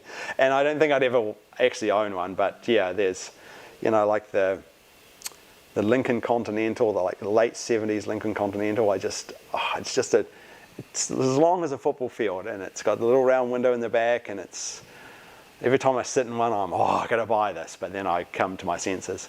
So I like those. Of course, I like some of the pony cars. They're great value for money for what you get. I really like the new, as I said before, C8 Corvette. The Z06 is really cool. Yeah, there's a lot, and of course Teslas are pretty cool cars. Yeah, there's a lot of good American cars these days. You know, hopefully America's turning their car industry around. Travis writes, has my opinion on painted interior changed? It has not. Don't do that to your car. Flat 6 rules, right? My 911 with 18 ways is comfortable. My butt hits the Taycan B pillar, but not the e-tron GT. What gives? Yeah, I probably think you're right. There's something with the Taycan B pillar that sticks out more, I think. All right, so where are we? We're almost at 1 hour and 40 minutes going on, I think. So we're gonna wrap this up pretty soon. There's 560 people viewing this. I can't believe it. That's a lot. Oh, here's Heidi in Franny's garage. Hello, girls. I'm glad that you've joined. I thought I saw you here somewhere. How's the 993? Any updates? My 993 is getting its clutch done, and of course, when you take an old car into a garage, especially a car that's been to the moon and back like my 993, of course, suddenly it manifests 400 other problems. And so you go from going, this is only going to cost me a few grand, to going, oh my God, I need to get another mortgage. And that's what's going on with my 993. Not too bad. Jimmy's looking after me, but they looked at the brake lines and they said, because you drive your car every day, they're starting to look a bit worn. There's a little leak here. How about we do all of the metal and rubber parts in your brake lines, which is totally a good idea. I mean, I want to be able to stop, so we're doing the brake lines. And there was a subframe that was cracked as well, so we're replacing that. And of course, we're doing the clutch. And I'm willing to put down any sort of money that we're not going to stop there. There will be 400 other things that need to be fixed. So I'm hoping to get my 993 back next week, or this week. Without it costing me too much more, but I'm excited because I've been sort of babying it because I knew the clutch was starting to slip. So I was sort of trying to get another 1,000 miles out of it with the slipping clutch. But every time I'd get on the highway and suddenly need a bit of power or speed, I'd throw it up a gear and the revs would come off that and oops. So it'd be good to be able to thrash that car again. But good to see you, ladies. I hope your move to Florida is going well. Ed D writes, late to the party. Hey Nick, hope it was going well. Yes, everything is going well with me, thank you. These spammers. George David writes, how many times a day are you called a wanker? I am called a wanker quite a few times a day. Well, it depends what car I'm in and whether I've just done a YouTube video. As you know, and people who watch my YouTube channel either love me or they have a slightly different opinion. So yeah. It is what it is. You have to have a thick skin if you're going to be running a YouTube channel. I take it as a compliment. If people are hating on me, it's showing a bit of passion. And I'm happy enough with myself. I think I'm an okay person, so I don't take it too personally. Tim Huffner writes, you're interested in the GTS. It's interesting. Looking forward to the results. I got a few nasty notes about the GTS. And by the way, a few people have offered me their GTSs. I haven't written back to everybody yet. So yeah, for any of you that are on here that have offered me a GTS to use in my thing, I will definitely get back to you. Thank you very much. And I'm not looking to badmouth the GTS. I just want to see, you're paying 20 grand for a GTS 911. Are you getting 20 grand's worth kind of a thing? And some of the things will definitely be better. And some of the things might not be as good. One of the things that I always find curious is that people think that tighter, harder suspension is always better, which, you know, in a 911, which they all handle well, you start to get to a breaking point where the ride is so tough that it sort of takes away the enjoyment of owning that car, because you're not always on the track, you're not always beating on it. It's nice to have a little bit of comfort here and there in your $180,000 car. So yeah, I'll be interested. That's the most interesting part. I don't think we're going to see much difference in power on the GTS, and I certainly don't think there's much difference in the sound, but the handling is where probably the value in the GTS is. Swiss Chris writes, "Hey Nick, I was offered a Boxster GTS build slot in December this year. However, the LED lights and speed limit indicator are not available currently. Would you order the car anyway and wait until the LED is back?" Yes, I definitely, yeah. So everyone's having these problems. You order any Porsche, I think any model Porsche at the moment is going to be missing something. It's either just not shown on the configurator, or they tell you we're going to put it on later. It's supply chain problems, and the Boxster GTS is such a great car. I would go ahead and get it even without the LED lights. It's still going to be cool. Okay, jumping through. D says, "You are a good person." Oh, that's some people's opinion. Some people have the other opinion. 200 subs in the videos. Nick, do you like the Mark V Supra? I don't.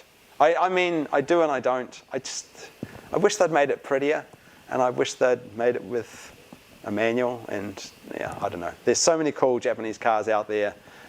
Yeah, that new Corolla, and the new, the twins, the Subaru and the Toyota FRS twins. Those are such cool cars. I want to own one of those one day. Stephen, anyway, Stephen, hey yo. How about comparing different types of 964s? So compare 964s to the 993. Love you, bud. Yeah, well, 964s are very similar. I mean, there's a lot of parts that carry over to the 993s. The 993, I think, is just a superior car. They've just fixed a lot of things. It's hard to compare the two. They're very similar in a lot of ways, but still very different. Sam writes, "Have you driven the new GT3 or GT2? Thoughts?" No. But it's coming, it's coming. I've got a viewer that's bringing up his brand new GT3 and another viewer that's bringing his brand new GT3 Touring, and I'm going to drive both cars the same day and compare them.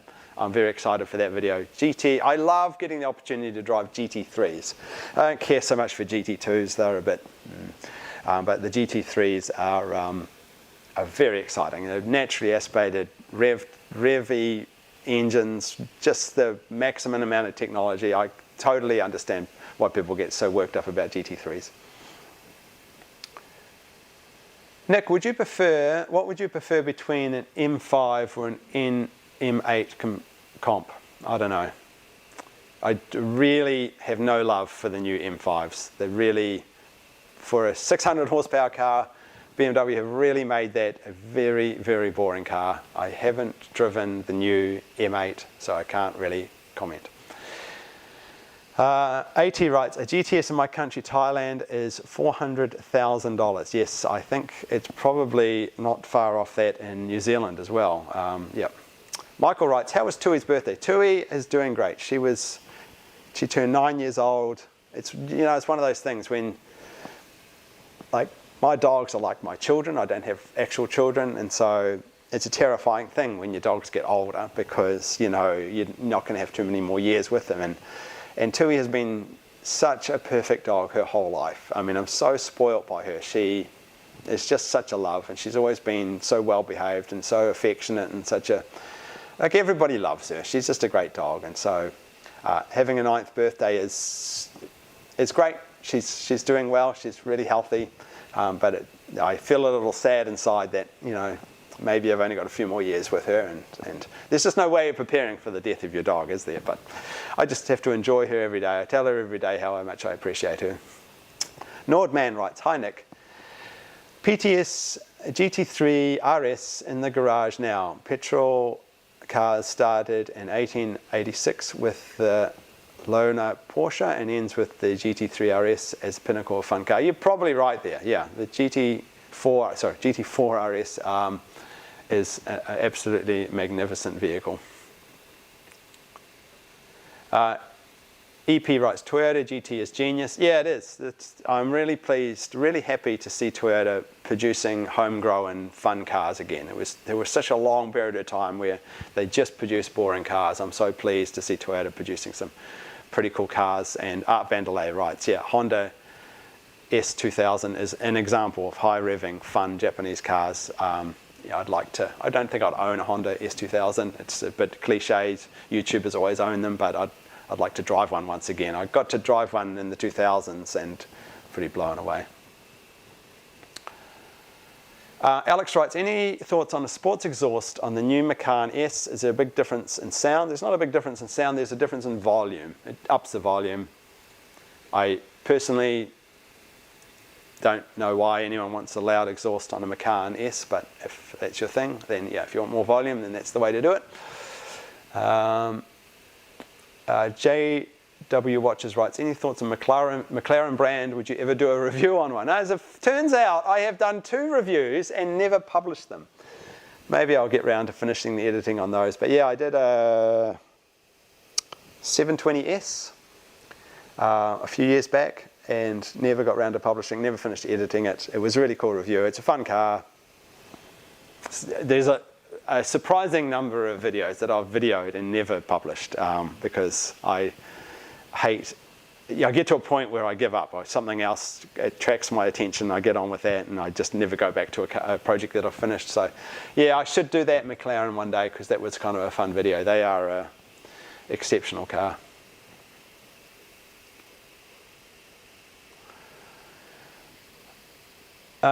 Ross James P writes, what's wrong with the Robertson R22? I think you're probably asking what's wrong with the Robertson R44. And it's not a subject that I want to spend too much time on because it's a very controversial subject. The Robertson helicopters are built to a certain, if you're looking to buy a helicopter, owning a Robertson is the cheapest way to own a new or nearly new helicopter and have the lowest running costs. And they're built in such a way to make that happen. Like everything is the lowest possible cost.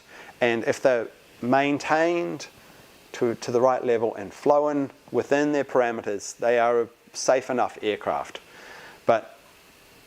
And there's so many of them that there's so many crashes all the time. And it's not that they're a particularly unsafe aircraft.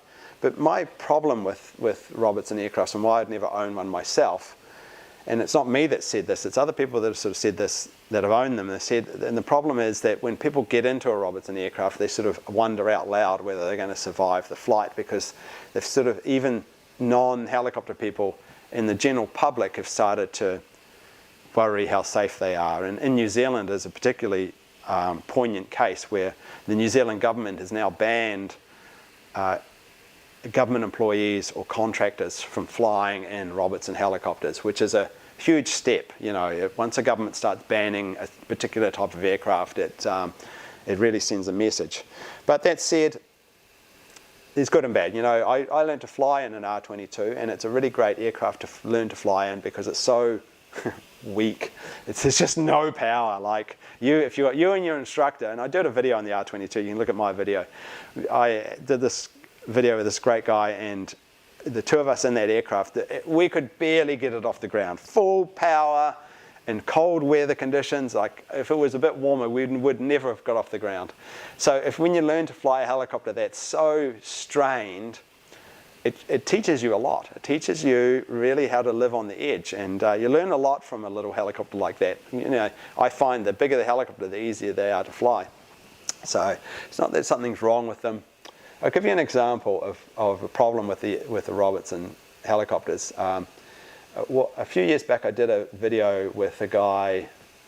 I forget his name, but yeah, we did the EC-120B helicopter, and he owns an R44, and he crashed his R44 because the maintenance on his R44, there was 1 digit wrong in the maintenance hours, so he went 2 hours past the maintenance. He thought he still had 2 hours to go, and so he didn't get it maintained. And there was one part that failed. It had only gone past 2 hours, and this part failed, and the engine blew up in air, and he was badly injured. And it just shows there's just no give in these helicopters. You've got to have them absolutely well maintained, and you've got to fly them within their parameters. So yeah, Robertson, it's a controversial subject. You know, I certainly have friends. My friend Carl flies an R44, and he finds it to be a perfectly safe aircraft, but there's a lot of people that just won't get into a Robertson helicopter, and I can certainly understand, and it's certainly why I probably would never want to own one myself. All right, we're going to wrap this up soon. I think we've nearly done 2 hours. Yep, but we'll do 2 or 3 more questions. I'm sorry if I didn't get to your questions. I do my best. Yeah, Neb Simpson says mast bumping. That's another problem with the Robertsons. Yeah, you can bump the mast. A big problem is if you're a fixed wing aircraft and you're a fixed wing pilot and you do maneuvers in fixed wings, and then you transfer that to a Robertson, you'll get yourself killed. Some, you know, negative G, pulling back on the controls or pushing forward on the controls, suddenly you can mast bump and the rotor jumps off or it cuts off the tail. Yeah, it's scary times in some of these aircraft. Doodle50 says, now that you have your private check ride, check out getting a glider license. It was a 10 hours ints. Yeah, I have zero interest in being a glider pilot, frankly. I wouldn't mind being, what are those rotorcraft? Gyrocopter. I wouldn't mind getting a gyrocopter license, but no, I'm not going to get a glider's license. I want an engine in my aircraft. Skippy PB writes, Nick, are you planning at all on getting your ratings for a commercial pilot's license? I would like to see you fly an Airbus, of course. No, yes and no. I'd like to get my helicopter commercial license. I'm sort of thinking about that coming up soon. I'm going to talk to some friends of mine in the helicopter industry about getting some more hours in helicopters, but I don't plan on having a career in helicopter flying. All right. We're going to go for last couple of questions here. Paul Pointing goes, gyros are good fun. Yes, they are. EB writes, your chance to finally come. Oh, we've done that. Answered that one already. Other questions that we got here. Simon Jury. Simon Jury, don't you own a rotorway, Simon? Could be worse. Could be a rotorway. Yes, that's true. KH writes, what will be your next car? I don't know. I'm actually tempted to buy another 993. Like, I've always wanted to have a green 993, and yeah, I'm really tempted just to get another 993, a coupe in green, one of the green colours, either forest green or a venturine green. So that might be my next car. We'll see. But I really love my current convertible, even though it's pretty beat up. Lucky Cayenne, sorry. Writes, do you track your cars? Will you review a base 992? I don't have a car that I can track currently. When I had my other 911s, I did. I really enjoy track driving. It's a blast. It's such a blast. If I had more garage space, I'd have a track-specific car, like a crappy, I don't know, MR2 or something like that, to beat around a track. But also, I don't live close to a track, which is a problem. I wish I was closer, like it's an hour's drive to a track, which is a bit far. Yeah, but I'd like to do more track driving. It is the best part of driving, I think. Bernie MDM writes, what is your favorite t-shirt message? My favorite one is definitely my it burns when I pee. I try and wear that when I'm traveling, and it upsets people. I don't know, I just find that one funny. I quite like this one too, slightly below average. Yeah, that sort of, that's me.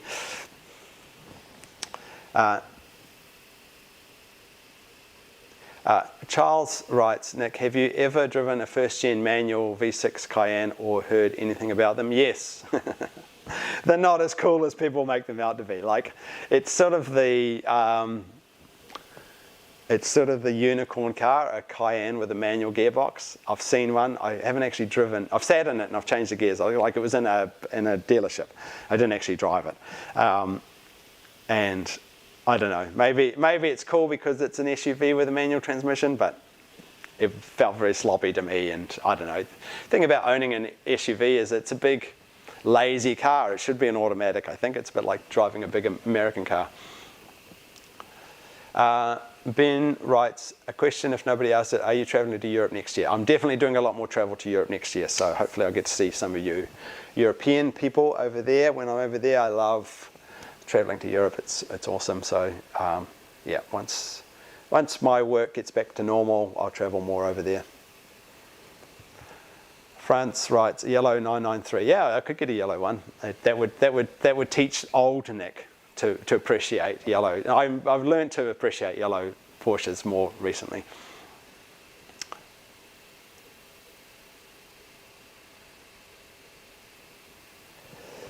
All right, last couple of questions. Ross James writes, work for Blade in the city. You work for Blade, or should I work for Blade? My friend Stephen works for Blade. He's one of the lawyers, or the lawyer for Blade in the city. Yeah, he does a lot of car racing. He's a cool guy.